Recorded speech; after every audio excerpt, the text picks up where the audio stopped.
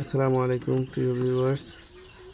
ওয়াজি agro YouTube এবং Facebook page থেকে সবাইকে স্বাগত জানিয়ে শুরু করছি নতুন আরেকটি ভিডিও। প্রিয় ভিউয়ার্স, আমাদের খামারে যে নতুন আরেকটি ব্যাচ বের হচ্ছে, এর মধ্যে এবার একটু সমস্যা হয়ে গিয়েছিল। সমস্যাটা হলো যে আমরা যেই মুরগিটাকে বসিয়েছিলাম কুচে, সেই মুরগিটা মূলত পুরোপুরি কুচ আসে নাই, যার কারণে প্রায় 10-12 দিন বসানোর পর এরপরে আবার আরেকটি মুরগি বসাতে হয়েছে। তো ফলশ্রুতিতে দেখা গেছে কি যে যেই মুরগিগুলো আমাদের গত ফেব্রুয়ারির 28 তারিখে ফোটার কথা বাচ্চাগুলো, গত 28 তারিখে যে মুরগিগুলো ফোটার কথা ছিল তার মধ্যে মাত্র 2টি বাচ্চা ফুটেছে, আর বাকিগুলো ফোটে না। আমরা 15টা ডিম দিয়েছি, তো সেগুলো দেখাবো। তো 28 তারিখে 2টা ফুটছে, আর আজকে হলো মার্চের 9 তারিখ। তো 9 তারিখে দেখা গেছে যে একটা বাচ্চা ফুটছে। যে বাচ্চাটা 9 তারিখে 28 তারিখে ফোটার কথা ছিল, তো 28 তারিখে 2টা ফুটছে, আর 9 তারিখে এসে এই বাচ্চাটা ফুটছে আর কি। তো এটা আমার 9 তারিখে সকালে ফুটছে। ফোটার পর আমি এটারে আলাদা করে রাখছি, যেহেতু একটি বাচ্চা আর ওই আগের যে 2টা ফুটছে সেগুলো আমি আলাদা করে রাখছি, কারণ যেহেতু ডিম এখনও ফুটে না, কিছু ডিম বাকি আছে। তো ডিম আর বাচ্চা একসাথে থাকলে অনেক সময় বাচ্চার উপর প্রেশার পড়ে, সেই কারণে আমি কী করলাম, বাচ্চাগুলো সরিয়ে ফেললাম। তারপরে দেখা গেছে পরবর্তীতে আবার সন্ধ্যার দিকে এই বাচ্চাটা ফুটবে ভাব। তো আমি সন্ধ্যার দিকে না, দুপুরের দিকে ফোটার কথা ফুটতেছিল, একটু ফুটছে। তো ফোটার পর আমি দেখলাম যে, আমি চিন্তা করলাম যে আমি যদি একটু সহযোগিতা করি তাহলে হয়তো একটু ভালো হবে আর কি। সেই কারণে আমি আবার একটু খুঁটে দিছি আর কি।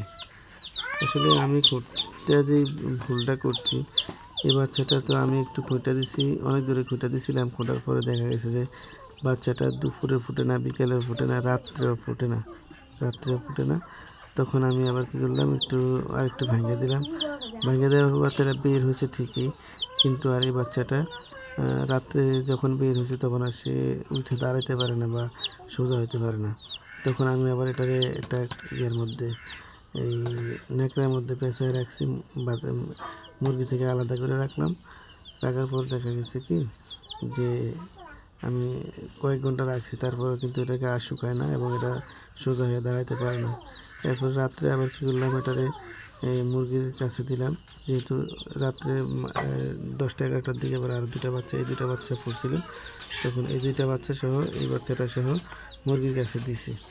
এখন মূলত এই যে এই বাচ্চাটা আছে, এই বাচ্চাটার পরে এই 2টা বাচ্চার জন্ম হয়েছে। এখন এই 2টা বাচ্চা ঠিকই দাঁড়াইতে পারে। এই যে এই 2টা বাচ্চা, এগুলো ঠিকই সুন্দরভাবে দাঁড়াইতে পারে, কিন্তু ওই বাচ্চাটা সুন্দরভাবে দাঁড়াইতে পারে না।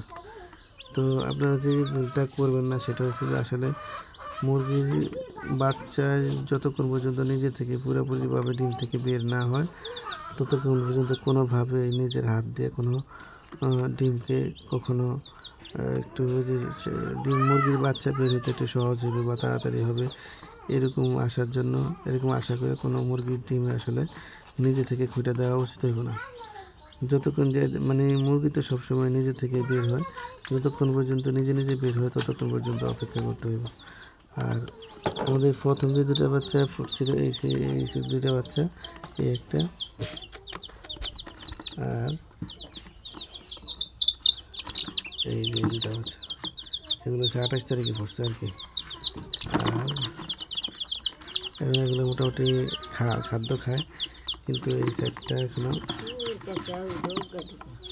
এই আর কি অবস্থা। ধন্যবাদ সবাইকে। আসসালামু আলাইকুম রহমতুল্লাহ।